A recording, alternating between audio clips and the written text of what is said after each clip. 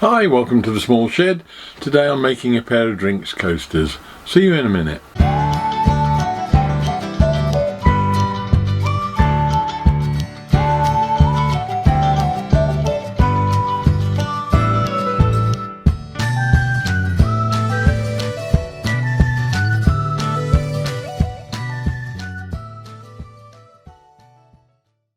So this is a fairly simple project. It's part of a bigger one though. I'll explain that later on at the end. First of all, let's just go and get some material.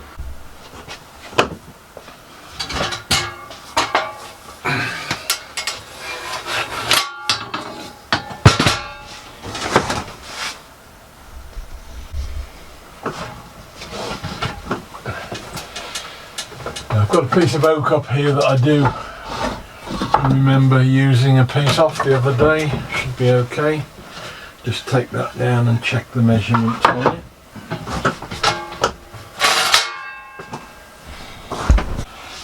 It's some 97mm. 98.5 there, a little bit of a taper on that end. Let's take it down anyway because that bottom edge is rough. So we'll go over to the thicknesser and get that dealt with first.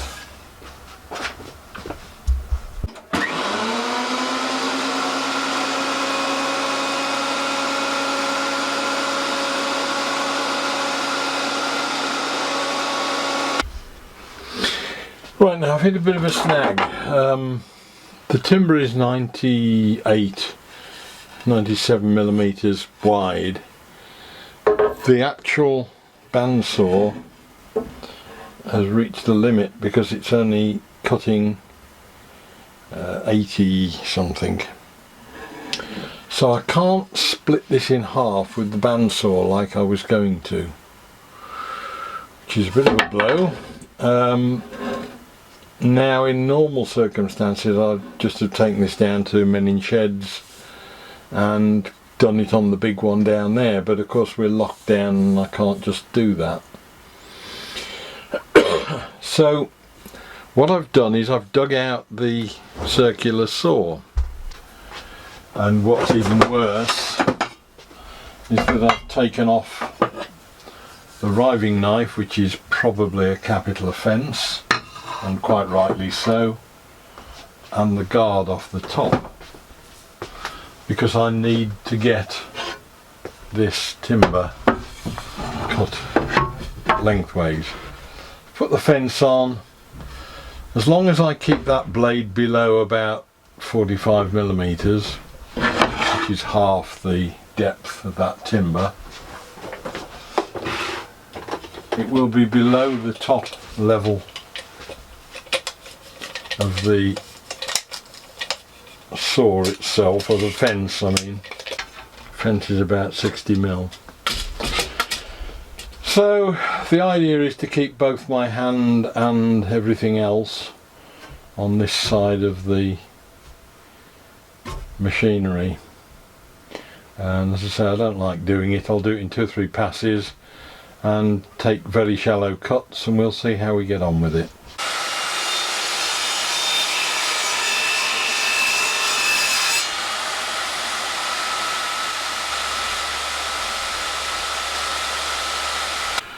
Right, we've got to the point now where I need to just run that through the thicknesser just to take out the little groove that is in it. It's not too far out actually.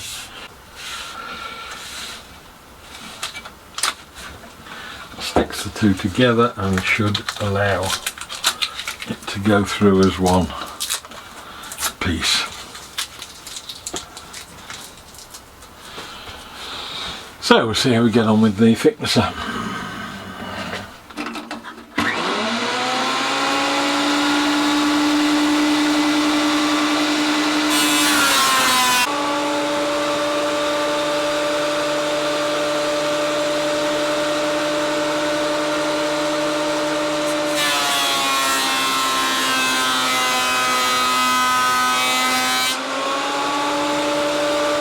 Quite difficult to see, but there is snipe at the end of this board. You can see up to about there.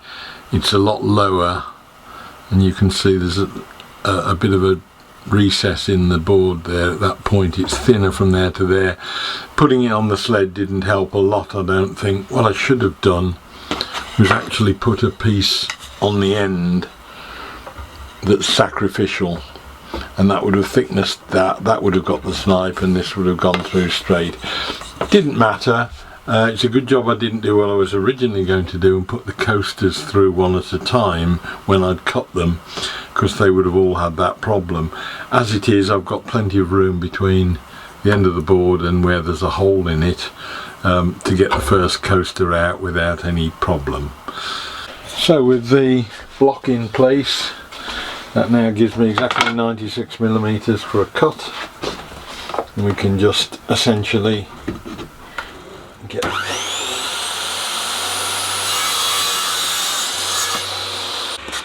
now what that's got, we hope, is something which is not only 96mm that way, but it's 96mm that way, which it is. So we've now got nice square coasters as our base starting point. So I've got now a pair of coasters which are same size and are square. My sort of signature so far has tended to be oak and walnut on things, because I like the two timbers together. I've got some walnut that I use in my model railway stuff, which is very thin. It's about 3mm thick and about 7mm wide. What I'd like to do is put a groove in the top of the coaster. If I put that cutter in there, I know I can get repeatable distance cuts, because I've been doing it on some shelving I'm doing, with a stop block in there. Set the cutter to the right height, run it through, and it will do me a groove. Now the only problem at the moment is that groove is 6mm wide, which is that one, and these are 7mm wide, so it won't quite fit. But if I run it through once and then put a 1mm spacer in it and run it through again, that should give me the 7mm. That now will hold a coaster tightly in its grip either way. And there's a 0.5mm spacer there that I'll put in on one side to go through as a pass. Then I'll just move it over that 0.5mm or so and put it in the other side, and that will just make the groove slightly over the 6.5mm of that cutter.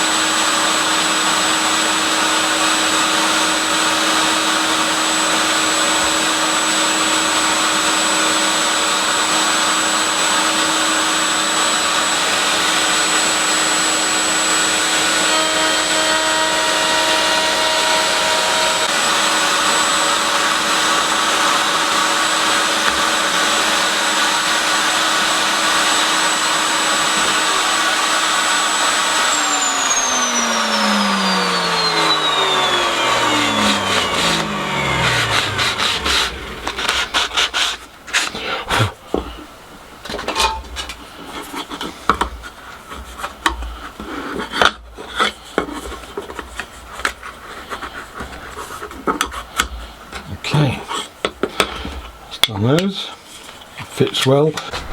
Just going to cut some of this strip up to do the infills. I shall just use a little coping saw in the vise to do that.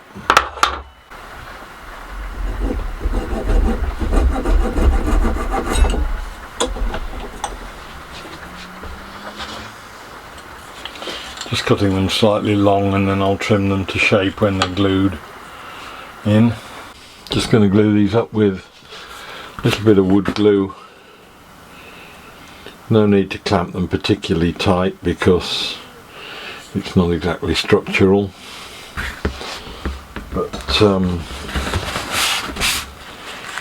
just want it to hold as much as I can. So run a bead of the wood glue. Any of the wood glues would suit. I use the Gorilla white wood glue, PVA, at the moment, but any of the others will suit.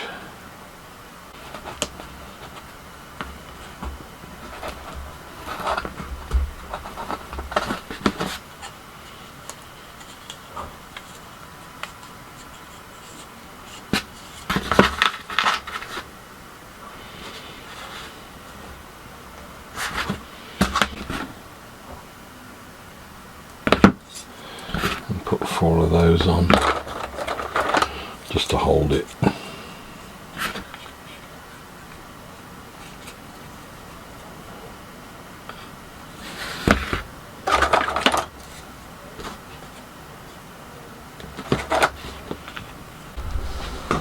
Now I've put a bit of the belt off the belt sander, 60 grit, fairly hefty and abrasive, just to rub these on and get rid of the last bits protruding on the sides and the slight protrusion on the front from the walnut. Just basically just rubbing that on the sandpaper just to get it down to level. So we just get side bits flat and rub that along with the grain.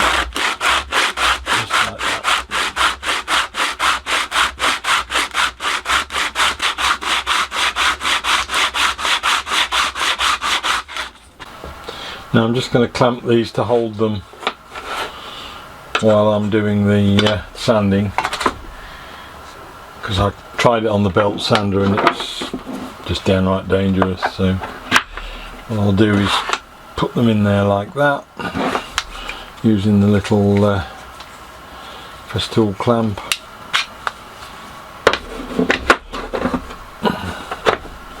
That pushes up tight against, and then you clamp it in. It gives you a good solid base.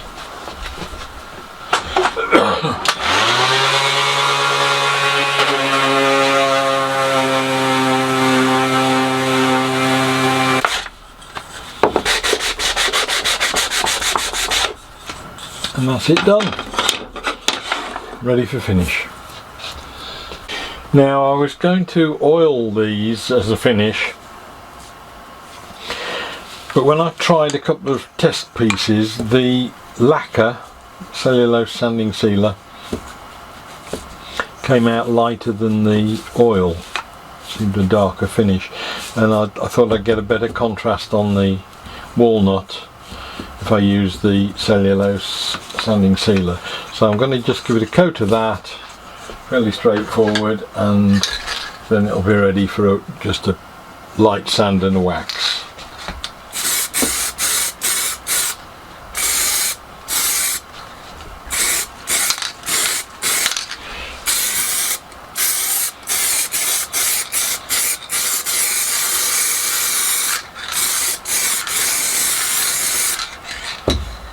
So there we are, a pair of coasters. What I'd hoped to achieve, I've achieved, which is something that's square, identical, and as far as I'm concerned, not a lot that I can find wrong with them. I did mention at the beginning that it was part of something more complex. Tomorrow is the 200th video on the channel, and I'm doing what is perhaps the most complex video that I've ever done, and believe it or not, I'm making 2 coasters like this, but there are an awful lot of differences, which I'll explain tomorrow. Look forward to seeing you then. Bye.